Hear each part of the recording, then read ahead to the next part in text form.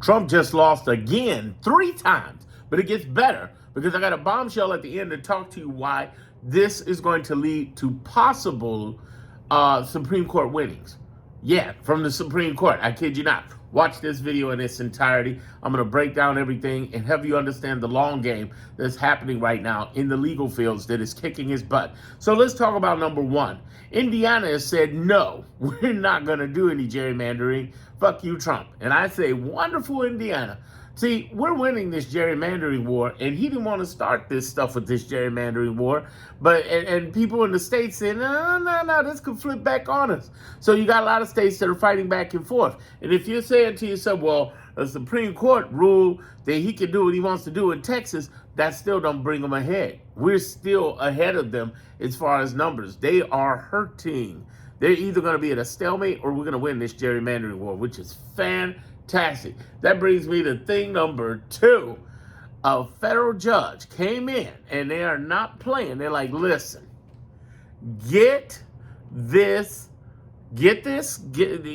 gotta get this, these National Guard troops out of LA. Now this is going to point really hard back towards the Supreme Court. I'm going to explain later, but this is a major win because they think, what Trump thinks is, I can decide at one time, any time in history, if we need to send the National Guard, we never have to go to the courts again about this. We never have to ask the governor for anything. We just gonna send them. That ain't the way the law works. And that is setting them up with previous presidents to be able to, presidents to be able to kick Trump's ass in the Supreme Court under 3 core things that I'm going to talk about towards the end. So hang in there with me. The other thing, the third thing, which I think is amazing, and again, it just leads to more and more trouble, and that is that he lost the second time trying to indict Letitia James. Here's what I want you to understand about that. According to all the lawyers, it's super easy to indict somebody. But he tried 3 different times to indict her. The first time they threw it out because they couldn't even get the attorney general in the right way and get her sworn in the right way. And then the second time they said, no, we're not even going to do this again because you ain't ready. You don't know what you're doing. The third time, they tried it again, a third time, and got their butts kicked. Now keep listening to me because this is going to get really interesting, and it all leads roads to Supreme Court. I know it's so easy to think, well, the Supreme Court is not on our side, they're against us. It's a little more complicated than that. That's why I said that one of the things I believe is happening is they're looking into the Supreme Court. There are 3 things that the Supreme Court ain't fucking around with Trump on. And one of them is the National Guard. That's going to get them in trouble. The other interesting thing is tariffs. They are not playing around on tariffs. They are very pissed off on tariffs. But there's another bombshell here. And that is, and I'm going to explain why all 3 of these are big. That is campaign financing. They've been trying to beat back campaign financing and make it so the regulations are loose and they can get a ton, billions, even trillions of dollars in campaign money. And the problem with that is that if that opens up the floodgates, that means that the Republicans and Democrats end up controlling billions and trillions of dollars. The Supreme Court understands that. The people who are arguing that are well versed in that. And they also have won Supreme Court cases. See, I want y'all to understand, Supreme Court just don't roll over on everything. There are cases that they are listening to that they'll sit back on. And why this is so important is because the previous presidents are building up on this. Here's what I mean by that. You got laws in the lower courts. You don't just get to go to the Supreme Court. You got to have lower court rulings. And in the lower court rulings, there are laws that are more establishing more what you can do in campaign funding that wasn't there before, thanks to Trump, ironically. And he's lost all of those down there. So they're trying to take it to the Supreme Court. But the president down here is clearly marking that they're like, Same thing with the tariffs. They're looking like, So with these other lower court readings, it is making it rough based on the initial arguments and conversations that are happening that the Supreme Court will basically rule in tariffs, that they will rule in the filings for campaign fund money. And then it's going to make it very rough for them to try to take the whole National Guard to, we can do whatever we want with the National Guard because the arguments are just stupid. What I'm saying here is Trump's administration and DOJ are they're so stupid, so inadequate, so improper with the procedures of law that they're forcing the Supreme Court's hands to rule against them. And that's a good thing for us, right? But let me take you back to a bigger thing right now, and I want you to grasp that. There are some big cases on the line right now here. We are dealing with still, I think, Alien Enemies Act. I think we're also, because that's going to bounce back, there's some other things we're dealing with. We're dealing with Aurelio Garcia's case, who, federal judges said, let him go right now. Just let him go. Get him out that detention facility. They're going to try to harass him more, try to push the narrative. But I'm trying to get you to understand that the more they try to push the narrative, the more they keep trying to harass him, the more they keep trying to shove and push and poke that finger, it's making it rough to get the future Supreme Court rulers, which I say great, because let them do the same thing for naturalization, citizenship, birthright citizenship. Make it the same thing for the Voting Rights Act. If there's enough precedent there, we may get a surprise. I still say that, it looks bad for us for both citizenship and for, voters' rights. That's why I say get ready. Talk to your governors to make sure we got this gerrymandering thing under, because if they vote against voting rights, it's going to be horrible. It's going to be horrible. But if they vote in our case, it's going to be a death blow to them trying to take on voters' rights. If it goes in our case for natural citizen, again, another death blow. But I'm just telling people, get ready. Get with an immigration attorney, see what happens. I'm hoping if they really want to do this immigration thing and turn against us on the Supreme Court, make it retroactive. Make it where people like, again, Kamala Harris, who was born here in America to two immigrants from Jamaica and India, put a situation in there that's going to force enough heat on the Supreme Court to get blowback. If you push the mark, what we've seen for we're in the 45th week of Trump, what we've seen for the last 45 weeks of Trumpism is that if you go overboard, people and powerful people will push back. We got three powerful groups, and I've been talking about one of them all during this video, which is the lower courts, which handle 99% of the cases. Supreme Court only handles 1%, y'all. Out of 8,000 cases, at the most, they'll deal with 80, and they're already overwhelmed, just what they got. So he can't bring everything up there. So out of the other 677 judges across the 50 states, 94 districts, they basically are dealing with these cases that they are losing Trump by 70%. And if you got enough precedent of the lower courts ruling, stop thinking automatically that they're just going to side with Trump. That's not happening. That's from what we're seeing. And this is coming from attorneys on our side who are arguing Supreme Court cases. So it's not whether you believe me, do you believe the attorneys? Hopefully so. Understand what we're dealing with right now. Because of that, all of these lower court losings could lead to us having more Supreme Court winnings. But there is a chance they could rule against us on all or some of these cases. And if that happens, depending on how they rule, could be a massive blowback on them to get them to just, shut them down with these laws. I mean, it could be absolute outrage Which one do I hope happens? Well, if there's a ruling, I hope it's an extreme one to get the absolute outrage so we can get people fighting back. If it's ruling for us, more power to them. It's going to be harder for them to ever bring it back ever again. They'll just appeal to death until they die out. DOJ dies. We win.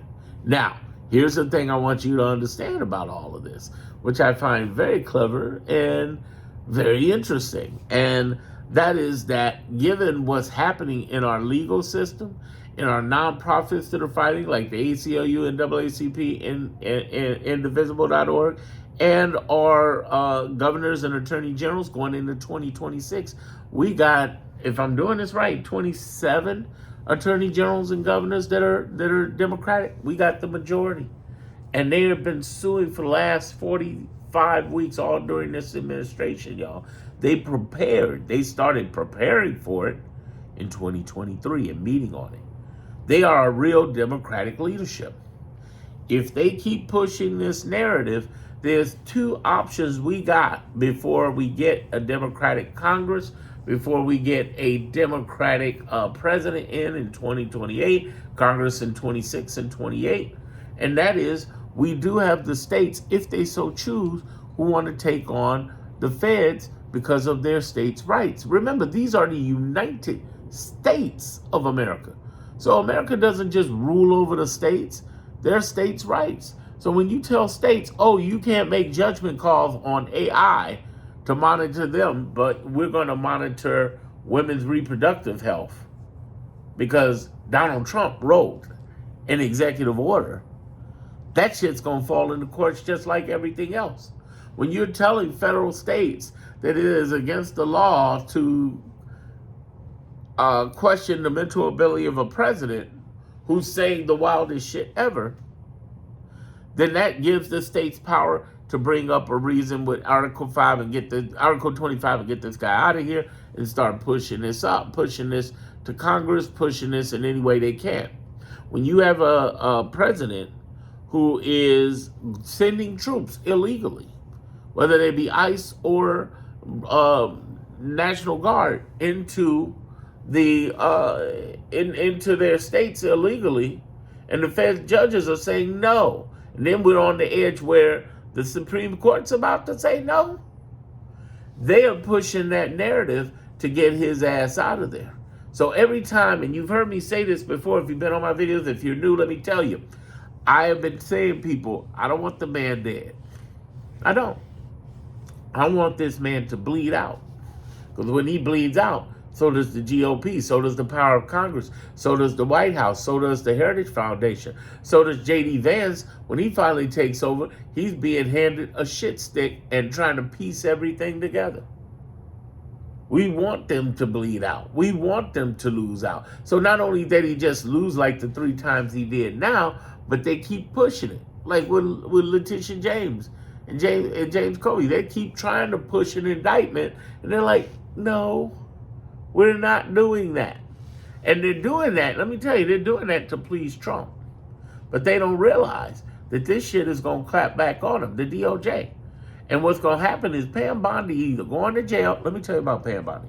Pam Bondi's either going to jail or she's going to roll on all of her, watch, it's going to happen, on all of her prosecutors and put them under the bus and put them in jail. Because some people out of there are losing their, not only their legal license, but their freedom. And how do we know? Well, the American Bar Association sued twice and won. I believe at least they sued twice, but they lost. I don't know if the second one's still in the cases, but they at least sued 2 times and already won one of them. That's what I want you to know. They will take a license in a second. The second thing that's going to happen is that if she wants to get out of this, she's got to turn state's evidence against her own people. That's going to be rough. What I'm trying to tell all of you is that we're in a situation now where they have pushed the law to its limits. And they are losing, not only in the lower courts, but now the Supreme Court has been doing stuff like looking at those arguments. And if, you know, our team is supreme on our side, making the arguments and winning. And it is the worst thing in the world for this group, these people, to continue to push the narrative, knowing that they could be losing their license and their freedom. I need you to understand this, and do me this favor. If you listen this far, please share with everyone. Nobody out there in the legal left, well, on the legal left, they are. They're doing a great job, okay? Like Legal AF, go and follow them. Fantastic. Brian Tyler Cohen, go and follow him. Fantastic. Okay, there's a couple of people who are good. Glenn Kushner, When Justice Matters. They're fantastic. The legal community has been saying it, but regular creators, non-lawyers like myself, have not been opening their mouths about this enough. And it's like, oh my God, you gotta open your mouth about this. Are you kidding me? It's not just telling the news, but telling what it means. And what it means is that the more they push the narratives, the less wins they'll have in the Supreme Court. And that these 3 wins that are happening are showing power in the lower courts that the Supreme Court is actually looking and starting to respect. What this is also important to understand, if you're really paying attention to the depth of what I'm saying, is that this means that we are starting to have a turn in tides, not only in the legal. We already got 70% when we're in on lower courts, but in the Supreme Court, it's also starting to turn tides, and the courts are tied up. Again, remember the main thing I said: 1% of the cases Supreme Court can handle. They can't handle all of this. They can't handle the truth. And then on the lower courts, they're getting that ass whipped. So they are losing. That was horrible. I could do better. Losing. Okay, better than that. So they're losing. And what I keep telling people is stop listening to this guy that's because he signs it as an executive order does not make it the law. Period. Just because he's going to appeal it doesn't mean he gets away with it. Look at Boasberg, the Alien Enemies Act, where him and Noam, and they're going to throw Noam under the bus. But him, Noam, and Stephen Miller and them, they all wanted those deportations to happen. I want to give you an idea what that means. Remember when they got $107 billion for funding? You know what they spent the majority of that money on? Planes. They didn't want to have to charter flights. They wanted to put them on planes and send them out without any charter, anything. But the problem is they're sending them out without due process in the courts and habeas corpus. And who wants to do habeas corpus when you're losing 70% of the time? No one. So they try to send them out anyway, and they have. Just like Kristi Noem just got interviewed on the Senate hearing, and the guy turned on the TV and said, we're on Zoom with a Purple Heart decorated veteran who just got sent back from Korea. He was born in Korea, but he was a veteran here, fought in the war, was injured, and here he is, in trouble, sent back. He had to fight to get back because ICE sent back U.S. veterans. And we asked you if you're sending U.S. veterans, and she didn't answer it. Kristi Noem's ass about to be grass. Hegseth's ass about to be grass because of those Caribbean bomb, murders. Basically call them murders. Tom Homan's Bortazar ass is about to be grass because of him accepting $50,000 like an idiot for government jobs in front of undercover agents. We got a couple of more going under. We got Kash Patel, who's been weird, creepy, and it's just not working out. He's going to throw those 3 under the bus: Hegseth, Noem, and Patel. But make no mistake, Bondi's in trouble. She's in trouble. And when he loses Bondi, it's going to be downhill from there. That's the only one that can carry that water for him. Just like when he loses Mike Johnson, that's going down from there. That's why nobody ran against Mike Johnson to get the position, really. They didn't really want that position. He's in a losing position to lose more in the courts. And because 1% of the Supreme Court can't handle all of the stuff that he's bringing to them, they're going to continue to lose across the board.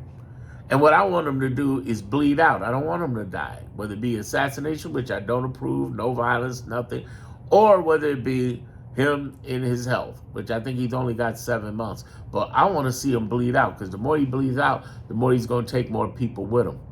That's why there's a deathbed watch on him right now, because they already know he's going to take it. He's going to run out. He's going to go out cussing, fighting in every way, and take down every motherfucker with him, including his family. Let's go. Let's make it happen. Tear down the GOP while we're at it.